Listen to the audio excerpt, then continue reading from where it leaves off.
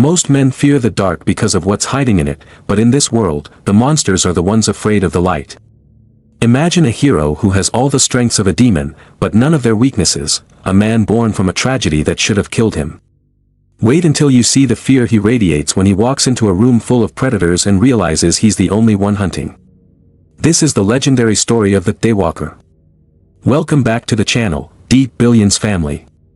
Today, we're breaking down Blade. It's the story of a man caught between two worlds, fighting a war that humanity doesn't even know is happening. Think about that for a second. How do you protect a world that thinks you're the villain? Let's find out. The story begins in a delivery room, but it's not a celebration. It's a crime scene. Vanessa, a pregnant woman, is dying from what seems like a wild animal bite. The doctors are clueless, but the reality is darker. As she takes her last breath, a baby boy is born. He's alive, but he's not your normal baby. He's the first of his kind.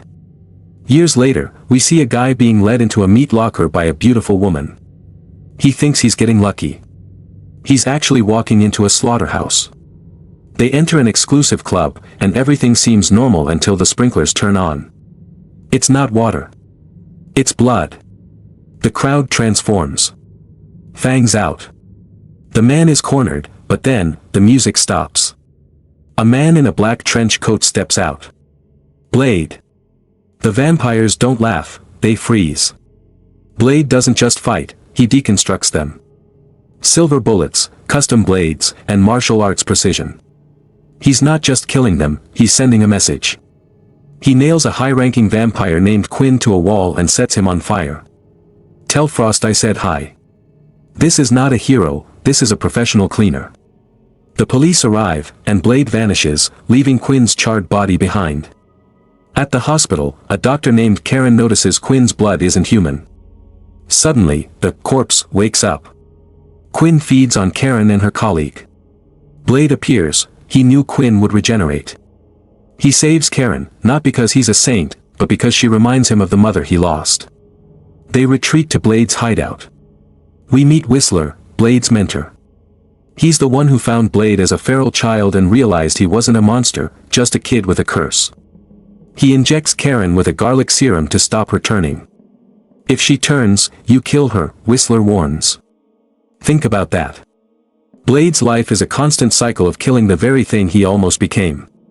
Meanwhile, the Vampire Shadow Council is having a board meeting. Elder Dragonetti wants to stay hidden, like the Mafia. But a young renegade named Frost wants it all. He views humans as cattle. Frost is a turned vampire, looked down upon by the purebloods. His plan? Summon La Magra, the blood god. Back at the base, Karen sees the reality of Blade's life. He injects himself with a serum to suppress the thirst. He has the strength and the Daywalker ability to walk in the sun, but his body is a ticking time bomb. Whistler gives Karen a weapon, the Vampire Menace, because once you know the secret, you're on the menu. Frost isn't playing by the rules anymore. He kills Dragonetti by exposing him to the sun. He's clearing the board. Blade uses Karen as bait to draw out a familiar, a human servant of vampires. They track the blood trail to a secret archive run by a disgusting, obese vampire named Pearl. Karen uses a UV light to interrogate Pearl. It's disturbing, but effective. They find out Frost needs Blade's blood for the ritual. In the tunnels, Blade gets ambushed.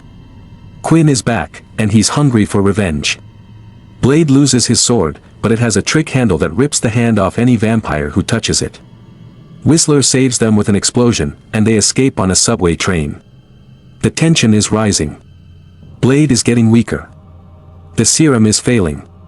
Frost finds Blade in the city. He uses a human child as a shield. Join us, he offers. Blade's response is a bullet. Frost escapes, but the message is clear, there is no truce. Frost raids the hideout. Whistler is beaten to a pulp, and Karen is kidnapped. Blade returns to find his father figure dying. Whistler chooses a gun over becoming a vampire. The silence after the shot tells you everything you need to know about Blade's heart. He's alone now. Driven by pure grief, Blade storms Frost's headquarters. He's a one-man army.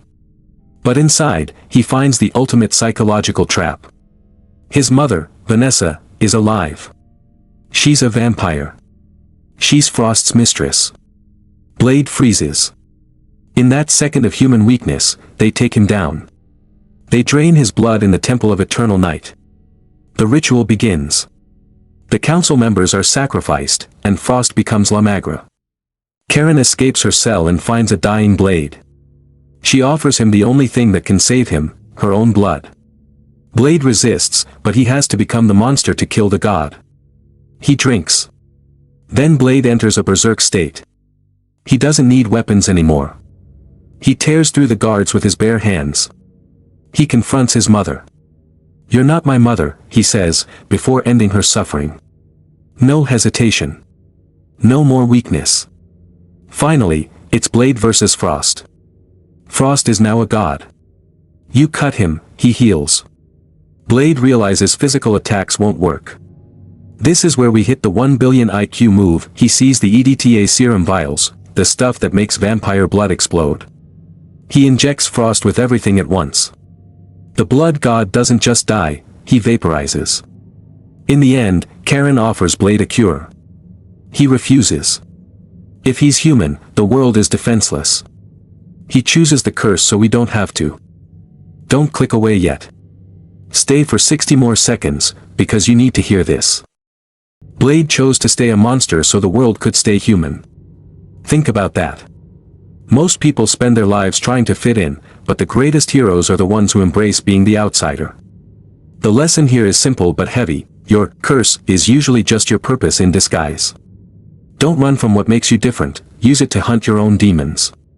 The world doesn't need more people who follow the light, it needs people who aren't afraid to walk through the dark to protect the light. This is D Billionz family. We don't just watch stories, we learn how to win. Like, subscribe, and stay sharp. Don't forget to tell me your thoughts in the comment below.